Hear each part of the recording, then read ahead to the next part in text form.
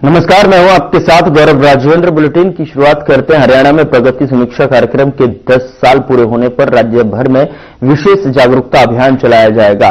मुख्यमंत्री नायब सिंह सैनी ने बैठक की अध्यक्षता करते हुए कहा कि जनता को पूरे हुए प्रोजेक्ट और सामाजिक योजनाओं की जानकारी दी जाएगी। उन्होंने पीएनडीटी एक्ट के सख्त क्रियान्वयन और शिक्षा विभाग में ड्रॉप आउट रोकने के लिए विशेष जांच अभियान के निर्देश दिए हैं। साथ ही प्रदेश में international convention centre, AIIMS Rewari की सुविधाओं और पेयजल supply, metro connectivity, master train और लॉजिस्टिक हब समेत कई बड़े प्रोजेक्ट्स के कार्य तेज करने को कहा है।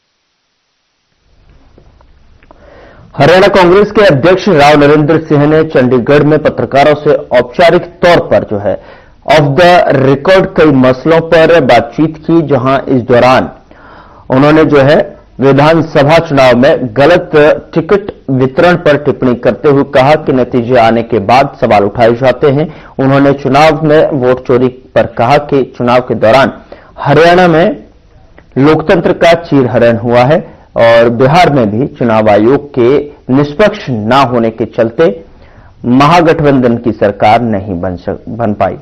साथ ही उन्होंने कहा कि हरियाणा कांग्रेस के जिला अध्यक्षों के सम्मान न मिलने की बात पर उन्होंने कहा कि 1-2 घटनाएं सामने आई हैं, बाकी जिला में सभी को सम्मान मिल रहा है।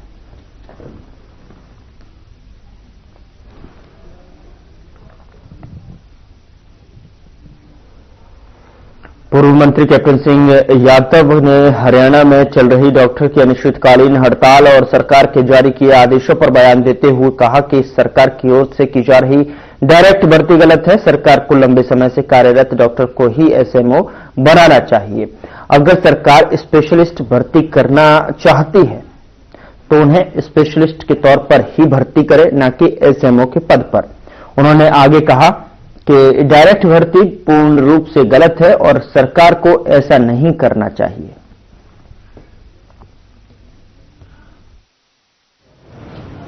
देखिए, ये 3 मुद्दे हैं जिन मुद्दों को लेकर आज हम लोगों ने आज मीटिंग बुलाई थी। एक तो मुद्दा है 14 दिसंबर का, इसमें वोट चोरी को लेके राहुल गांधी जी और मल्लिकार्जुन खड़गे जी ने कांग्रेस मैदान में एक जबरदस्त रैली का आयोजन किया जा रहा है। तो उसके आह्वान के लिए हम लोगों ने लोगों को आज विनती करी है कि वो ज्यादा पहुंचे, क्योंकि आज संविधान खतरे में है। आज जितनी भी संवैधानिक संस्थाएं हैं, चाहे वो शिक्षा की हो, चाहे वो अपना इलेक्शन कमीशन हो, चाहे ह्यूमन राइट कमीशन हो, चाहे महिला आयोग हो, आज सबको नष्ट किया जा रहा है। और जिस तरीके से ईवीएम मशीन का दुरुपयोग किया जा रहा है और जिस तरीके से वोट चोरी की जा रही है, 22 बार एक महिला की 20 जगह वोट डालती है एक वही महिला, और उसकी फोटो बकायदा दिखाई गई है। और इलेक्शन कमीशन को जवाब देना चाहिए, उसका जवाब बीजेपी वाले दे रहे हैं। तो ये मिली भगत है इलेक्शन कमीशन की। और ज्ञानेश्वर कुमार जो है वो पूर्ण रूप से दोषी है और इन्होंने एक रूल पास करवा लिया कि आप इलेक्शन कमीशन के खिलाफ कार्रवाई नहीं कर सकते। पूर्व केंद्रीय मंत्री चौधरी बीरेंद्र सिंह आज रेवाड़ी पहुंचे, जहां उन्होंने पत्रकारों से बातचीत करते हुए कहा कि जजपा ने भाजपा के साथ सरकार बनाकर लूट की थी, लेकिन अब जनता जजपा की नीयत को समझ चुकी है। अभी जो घोटाले सामने आ रहे हैं वो भी सभी जो है उसी समय के हैं। बता दें कि चौधरी बीरेंद्र सिंह के बेटे ब्रजेंद्र सिंह प्रदेश में पैदल सद्भाव यात्रा निकाल रहे हैं। वो यात्रा 18 से 21 दिसंबर को रेवाड़ी और बावल हल्के रहेगी। इस यात्रा की रूपरेखा तैयार करने और 14 तारीख को दिल्ली में कांग्रेस की रैली को लेकर चौधरी बीरेंद्र सिंह पूर्व मंत्री कप्तान अजय सिंह यादव के निवास स्थान पर पहुंचे, जहां पूर्व मंत्री कप्तान अजय सिंह यादव और चौधरी बीरेंद्र सिंह ने कार्यकर्ताओं के साथ बैठक की।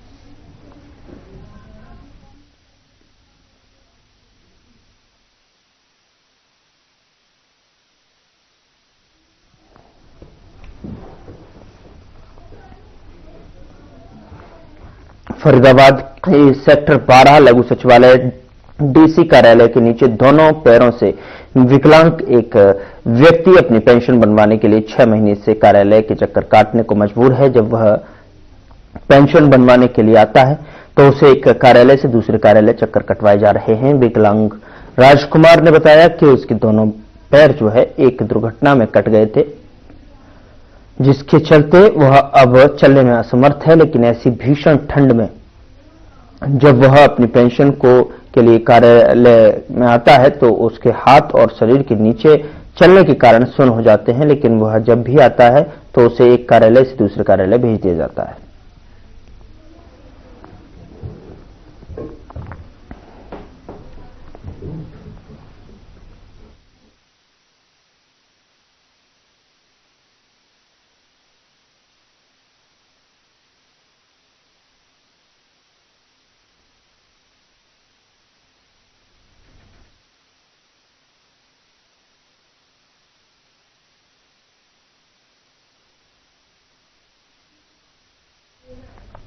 सरकार ने ऐसे लोगों के लिए रैन बसेरों का निर्माण करवाया है जो लोग बगैर किसी खर्चे के इन रैन बसेरे में आकर रुक सकते हैं।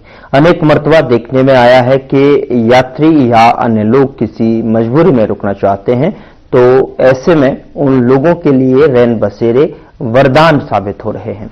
नारनौल नगर परिषद द्वारा 2 रैन बसेरे बनाए गए हैं। इनमें यात्रियों के रुकने की पूरी व्यवस्था की गई है, चाहे वह सर्दी में गर्म रजाई और नहाने के लिए गर्म पानी हो।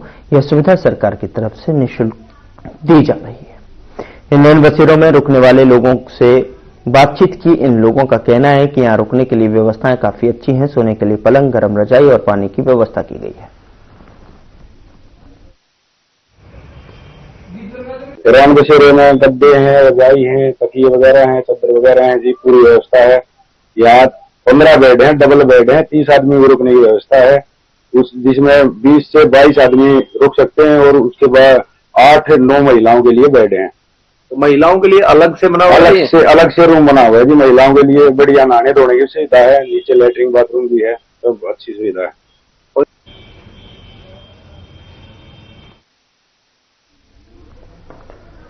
रेवाड़ी के रमन कुमार द्वारा बीएमजी मॉल स्थित रिलायंस स्मार्ट रिटेल और पार्ले जी बिस्किट कंपनी के खिलाफ दायर वादिक में जो है कंज्यूमर कोर्ट ने पार्ले बिस्किट कंपनी को दोषी पाया और उस पर जुर्माना लगाया। रमन कुमार ने पिछले 12 मार्च को बीएमजी मॉल से पार्ले जी बिस्किट और अन्य सामान खरीदे। घर पर बिस्किट के पैकेट खोलने पर उसमें मक्खी मिली, जो बिस्किट बनाने की मशीन की डाई के साथ सेट हो गई थी और स्पष्ट दिखाई भी दे रही थी। इस पर रमन कुमार ने 14 मार्च को अधिवक्ता कैलाश चंद के माध्यम से कंज्यूमर कोर्ट में मामला दायर किया।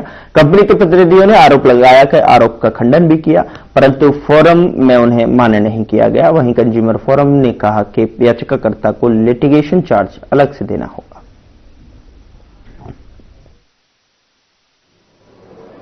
सर, ये मैंने पार्ले जी कंपनी है उसके बिस्कुट खरीदे थे रिलायंस से और उनको घर लेके गया था। तो पार्ले जी बचपन से हम भी खाते आ रहे हैं जी, बच्चे भी खा रहे हैं। तो पार्ले जी कंपनी का बिस्कुट था, उसका पैकेट जैसे हमने खोला, फैमिली के साथ खा रहा था, तो खाते खाते बीच में एक बिस्कुट में मक्खी फंसी हुई थी, जो उनकी बनाने के टाइम पे ही प्रोडक्शन टाइम की ही उसमें थी, उसकी फोटो भी मैं वकील साहब को और कोर्ट में पेश की, तो वो दिखाई दी। तो वो देखते ही वाइफ थी, उन्होंने देखा क्योंकि थोड़ी धार्मिक प्रवृत्ति की है, तो शाकाहारी है हमारा परिवार, तो उनको उल्टी आनी स्टार्ट हुई, बच्चे भी मक्खी मक्खी करके, तो वो बड़ा ग्रेटफुल हुआ मैं कि कुछ मरी हुई चीज शायद हम पहले नहीं खा गया हूं, क्योंकि बिना देखे हुए खाते थे, पैक्ड प्रोडक्ट था। रिप्लाई दिया। तो फिर मैंने अपने कैलाश चंद्र एडवोकेट जी हैं, अधिवक्ता जी, सामाजिक कार्यों में थोड़ा सोशल पे भी जनता की आवाज उठाते हैं, तो उससे कांटेक्ट किया। तो फिर जाके हमने कंज्यूमर कोर्ट में सर केस फाइल किया। तो उसके बाद लड़ाई चली सर, उनके वकील भी आए, तो वहां पे उन्होंने दलीलें भी दी, काफी इलॉजिकल दलीलें थी। लेकिन उसके बाद सर कोर्ट ने हमारे हक में, और एक बड़ी कंपनी पे देखिएगा, चलिए सेटिस्फैक्शन डिससेटिस्फैक्शन अलग बात है, लेकिन एक बड़ी कंपनी को खामी थी जो उसके लिए जिम्मेवार पाया और उन पे जुर्माना लगाया। फरीदाबाद के गवर्नमेंट आईटीआई में छात्र छात्राओं को एड्स और नशे के प्रति विशेष अभियान के तहत जागरूक करने के लिए कार्यक्रम का आयोजन किया गया, जिसमें सिविल हॉस्पिटल और रेड क्रॉस सोसाइटी के अधिकारियों ने छात्रों को विस्तार से जो है एड्स और नशे के प्रति जागरूक किया। बताया कि एड्स की शुरुआती लक्षण क्या होते हैं, ये कैसे फैलता है, इसे कैसे बचाव किया जा सकता है, और युवाओं को विभिन्न प्रकार के नशों के सेवन से होने वाले नुकसान के प्रति जागरूक करते हुए बताया कि किस प्रकार यदि कोई नशे का आदी हो जाता है तो उसकी आदत कैसे छुड़ाई जा सकती है। वहीं छात्र छात्राओं ने भी कहा कि आज के इस कार्यक्रम के माध्यम से उन्हें बहुत कुछ सीखने को मिला है, जिसको वह अपने अन्य साथियों के साथ भी शेयर करेंगे। वहीं आईटीआई के इवेंट निदेशक रजत राणा ने बताया कि सरकार की तरफ से उन्हें आदेश है कि समय समय पर जागरूक कार्यक्रम आयोजित करने हैं।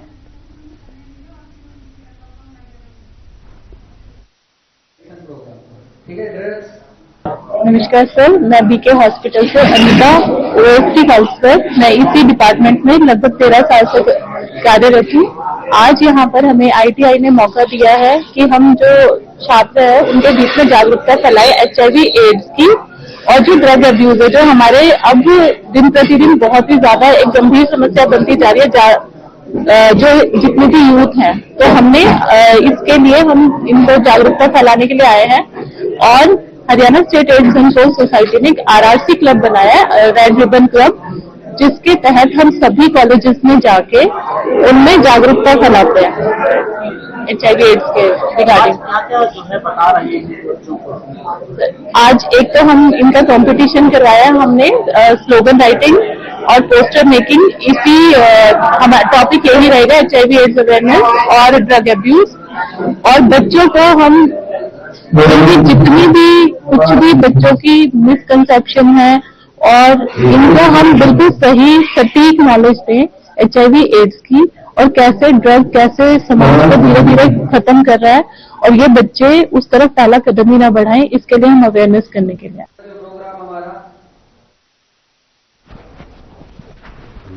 तो एड्स और नशे के प्रति जो है विशेष अभियान चलाया गया, जिसमें छात्र छात्राओं को अवेयर किया गया है, और एड्स के प्रति और नशे से किस तरीके से दूर रहें ये उनको सिखाया गया है, और उसको जो है सही जानकारी को अपने साथियों के साथ भी शेयर करने को कहा गया है।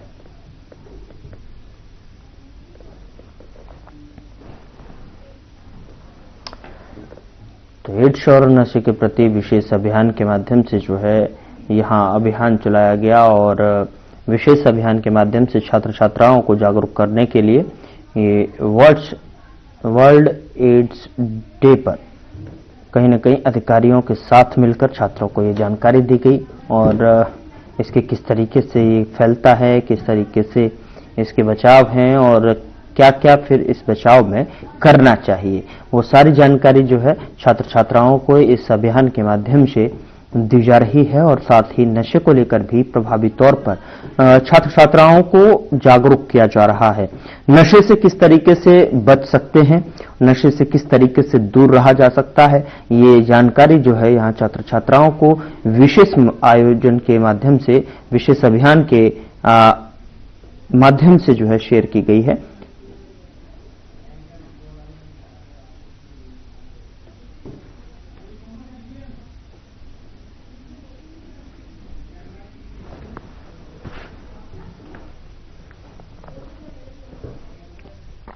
गुरुग्राम के सिग्नेचर टावर स्थित L1 से पुलिस ने भारी मात्रा में विदेशी शराब का अवैध जखीरा बरामद किया है। गुप्त सूचना पर बता दें कि 14 बिहाइंड लेबर राम गोदाम में की गई रेड में कुल 3,921 पेटियां और 177 जो है लूज बोतलें मिली हैं, जिनमें लगभग 47,220 महंगी इंपोर्टेड शराब की बोतलें पाई गई हैं। शुरुआती जांच में पता चला कि गोदाम मालिक बिना कस्टम और एक्साइज ड्यूटी चुकाए करोड़ों रुपए की शराब यहां पर बेचकर शराब को सरकार को भारी नुकसान शराब से पहुंचा रहा था, जिसका बरामद शराब की अनुमानित कीमत तकरीबन 30 करोड़ रुपए से ज्यादा बताई गई है। मामले में पुलिस ने केस दर्ज कर एसआईटी गठित कर दी है, जबकि एक्साइज विभाग ने इंस्पेक्टर पवन शर्मा को निलंबित कर दिया है।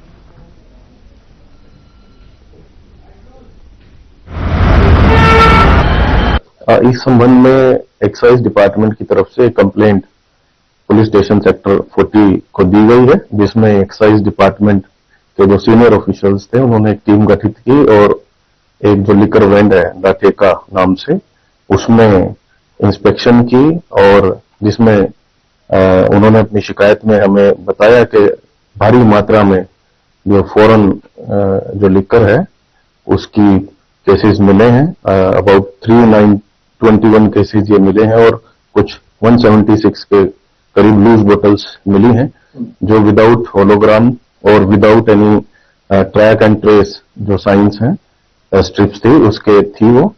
तो सूचना जैसे ही मिली है तुरंत पुलिस कार्रवाई करते हुए हमने इसमें FIR number 407 under section 61 Punjab excise act 1914 with Haryana amendment bill 2022 और 318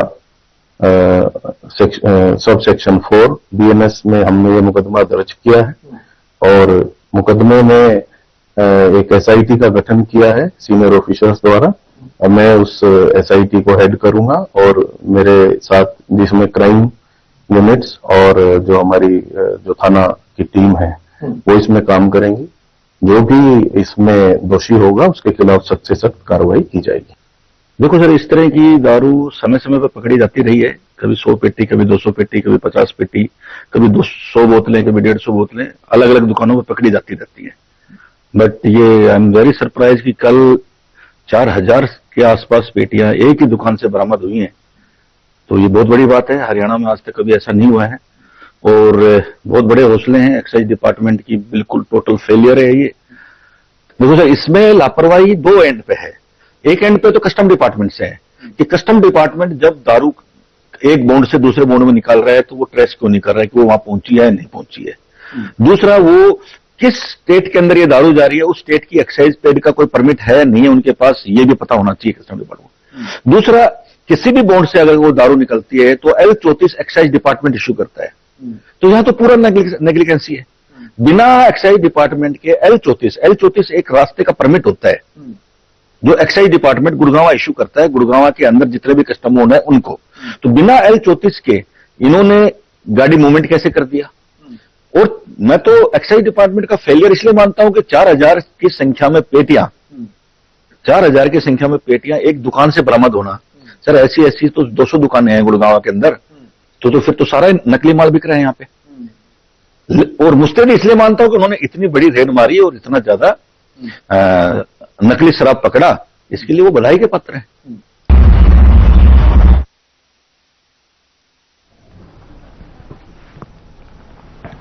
इंस्पेक्टर पवन शर्मा को यहां इस कार्रवाई के दौरान निलंबित कर दिया गया है।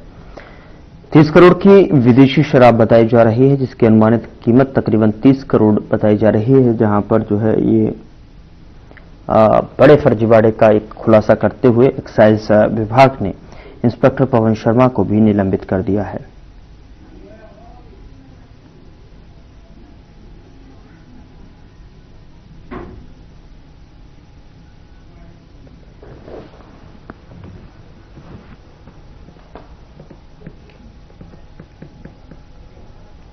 फिलहाल बुलेटिन में इतना ही। नमस्कार।